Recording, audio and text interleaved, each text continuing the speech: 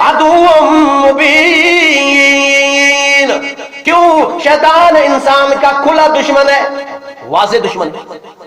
ادھر زبان سے کوئی بات نکلی وہ تمہارے دلوں میں دوریاں پیدا کرنے والا ہے، تمہارے دلوں میں عداوتیں پیدا کرنے والا ہے۔ زبان سے زخم پہنچانا کسی کو، الزام تراشی کے ذریعے کسی کی عیب جوئی کر کے، یعنی عیبوں کو نکال کے، یہ عام ہے ہمارے معاشرے میں۔ ایک کی بات ہم سنتے ہیں، دوسری کی بات نہیں سنتے، فوراً اس پہ حکم لاگو کرتے، فوراً اسے سب سے بڑا مجرم قرار دیتے۔